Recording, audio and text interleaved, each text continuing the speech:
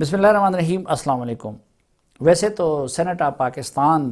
पाकिस्तान का सबसे मोतबर इदारा होना चाहिए, इसलिए उसको ऐवान बाला कहा जाता है। वो वफाक की अलामत है जिसमें तमाम सूबों की बराबर नुमाइंदगी होती है। लेकिन बदकिस्मती से पाकिस्तान में सेनेट ऑफ पाकिस्तान सबसे बड़ी मंडी बन गई है ज़मीरों के ख़रीद व फ़रोख्त की। और उसकी वजह भी यही है कि ख़ुद मुख्तलिफ़ सियासी जमातों की क़यादत वो पैसे की बुनियाद पे या पैसे रखने वाले लोगों को टिकट दे देती है। अब एक बार फिर जब ये मंडी लगने वाली है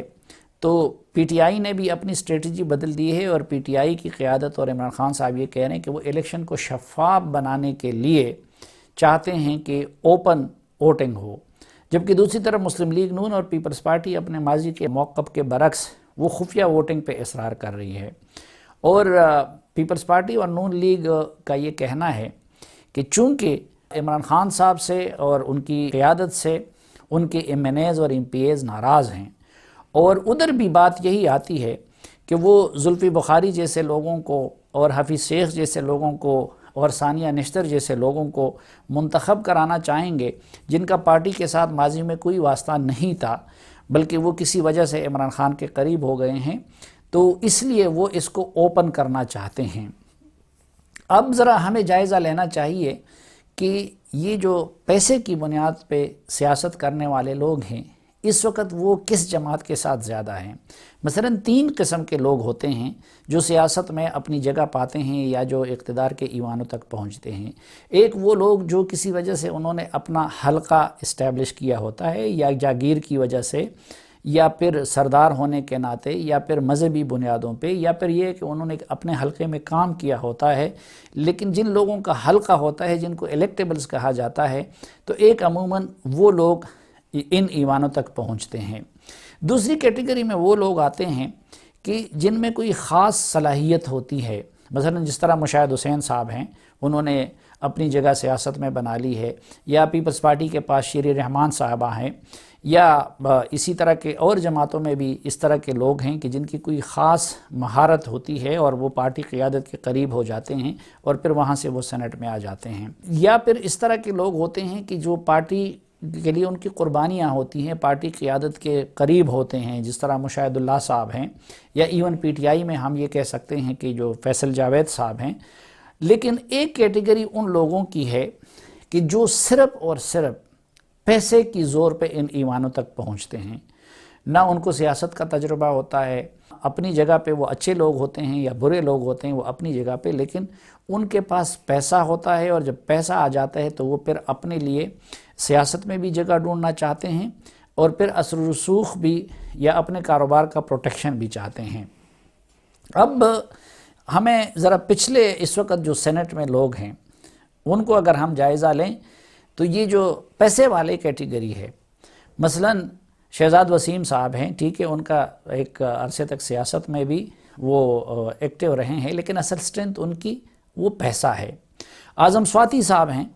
आज़म स्वाति साहब अमेरिका में पैसे कमा के आ गए। जब मुशर्रफ साहब के दौर में डिस्ट्रिक्ट नाज़िम बने तो उनको डॉलरों वाला नाज़िम कहा जाता था। फिर पैसे की ज़ोर पे वो MMA के फोरम से सेनेटर बने, और फिर अब ज़ाहिरी बात है कि उसी स्ट्रेंथ से वो आके PTI के सेनेटर बने हैं। फिर मोहसिन अजीज़ साहब हैं, शरीफ आदमी हैं, अच्छे आदमी हैं, लेकिन ज़ाहिर है कि उनका सियासत में कोई माजी में PTI के साथ कोई लंबी चौड़ी क़ुर्बत नहीं रही है, बल्कि वो खैबर पख्तूनख्वा के अमीर और बड़े सनतकारों में शुमार होता है। लियाकत ख़ान तरकई, शाहराम तरकई और इन सब की एक फ़ैमिली है, सिगरेट इंडस्ट्री के मालिक हैं और अरबपति लोग हैं। फिर नोमान वज़ीर साहब हैं, वो भी इंडस्ट्रियलिस्ट हैं और अच्छे आदमी हैं, कम्पिटेंट आदमी है, लेकिन असल स्ट्रेंथ फिर भी उनका पैसा है। अयूब आफरीदी साहब हैं। अयूब आफरीदी साहब भी शरीफ आदमी हैं, लेकिन ज़ाहिरी बात है कि वो भी अरबपति हैं। तो ये अगर आप देखें तो PTI ने पिछली मरतबा जिन लोगों को टिकट दिए तो उनमें अक्सरियत वही अरबपति लोगों की थी। सिर्फ 3 लोग ऐसे थे, मेहरताज रोगानी और शबली फराज साहब और फैसल जावेद साहब, कि जिनको किसी और क्राइटेरिया की वजह से टिकट दिया गया। फिर आप देखें कि जो सबसे ज़्यादा ख़रीद व फ़रोख्त होती थी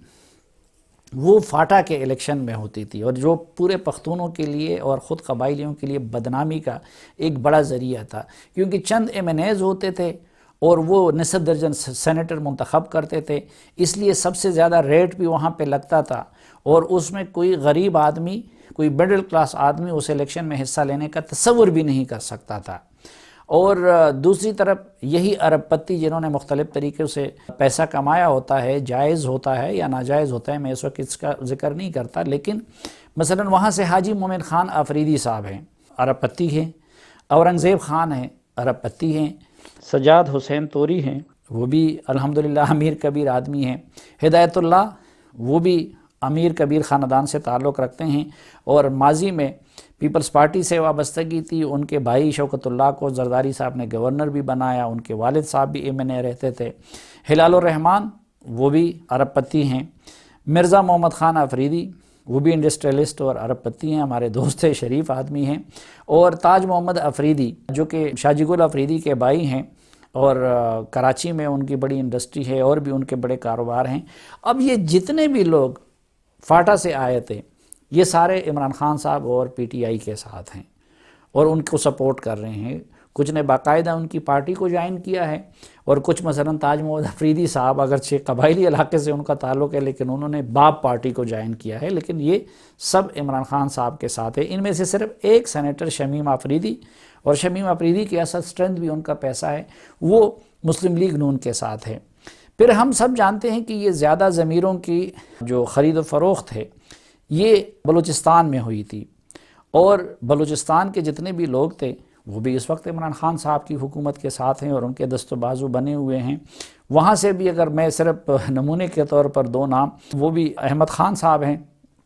احمد خان صاحب ماضی میں نہ سیاست کرتے تھے نہ کوئی اس کا، لیکن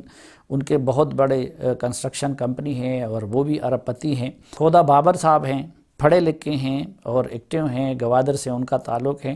لیکن وہ بھی ارب پتی انسان ہیں۔ تو اس وقت اگر آپ دیکھیں تو تمام پارٹیوں میں اگر موازنہ کریں تو یہ جو پیسے کی زور پہ سیاست میں نمودار ہونے والے لوگ ہیں ان کی واضح اکثریت آپ کو اس وقت پی ٹی آئی کے ساتھ اور عمران خان صاحب کے ساتھ نظر آئے گی۔ کچھ لوگ باقی جماعتوں میں بھی ہیں، یقیناً پیپلز پارٹی میں بھی ایسے ہوں گے چند سینیٹر کے جو پیسے کی زور پہ آئے تھے، یا پھر مسلم لیگ نون میں بھی ہوں گے، اور خود جے یو آئی میں بھی طلحہ محمود صاحب بھی امیر کبیر آدمی ہیں۔ لیکن ان جماعتوں میں اگر آپ دیکھیں تو اکثریت ان جماعتوں سے وابستگی رکھنے والے تعلق وہاں ہو سکتا ہے رشتہ داری کی بنیاد پہ ہو یا پارٹی کے لیے قربانی کی بنیاد پہ ہو، لیکن وہاں پہ آپ کو وہ معیار زیادہ نظر آئے گا۔ حالانکہ پیپلز پارٹی کی قیادت خرید و فروخت کے لیے سب سے زیادہ مشہور ہے، لیکن وہ اگر ووٹ خریدتی بھی ہے ایم پی ایز کو تو وہ اپنے پارٹی سے ماضی میں وابستہ رہنے والے لوگوں کے لیے ووٹ خریدتی ہے۔ مثلا پچھلی مرتبہ خیبر پختونخوا سے زرداری صاحب نے کسی ارب پتی کو منتخب نہیں کروایا، بلکہ ایک روبینہ خالد صاحبہ تھی جن کا پورا خاندان لمبے عرصے سے پیپلز پارٹی کے ساتھ ان کی وابستگی ہیں،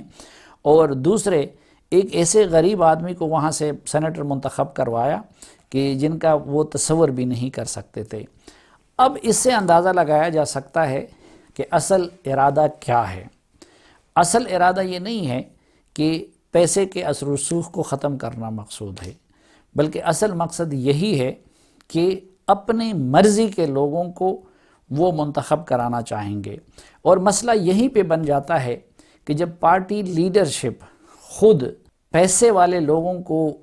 ٹکٹ دیتی ہے تو پھر نیچے ایم پی ایز یا ایم این ایز بھی سوچتے ہیں کہ اگر لیڈرشپ کا معیار وہ میرٹ نہیں ہے بلکہ ذاتی قربت ہے یا پیسہ ہے یا کوئی اور وجہ ہے، تو پھر وہ کہتے ہیں کہ ہم بھی کیوں اس اپنے ووٹ کی قیمت وصول نہ کرے۔ اس لیے اس دھندے کو اور اس ضمیر فروشی کے دھندے کو تب ختم کیا جا سکتا ہے کہ جب خود پارٹی لیڈرشپ